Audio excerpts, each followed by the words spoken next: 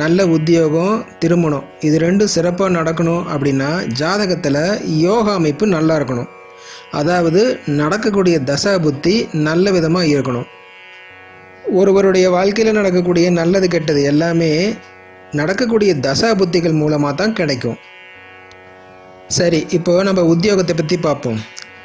ஒருவருடைய ஜாதகத்தில் 6ஆம் பாவம் 10ஆம் பாவம் இது ரெண்டு தான் ஒருவருக்கு கிடைக்கக்கூடிய சிறப்பான உத்தியோகத்தை குறிக்குது.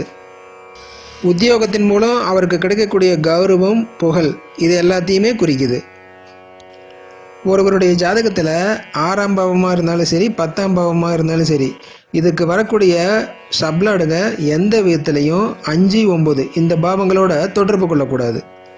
6, 10ஆம் பாவத்துக்கு கெட்ட ஸ்தானமான இந்த 5, 9ஆம் பாவத்தோட சம்மந்தப்பட்டு தசா புத்தி 20 வயசுலேருந்து 30 வயசுக்குள்ளே நடந்தால் கண்டிப்பாக நல்ல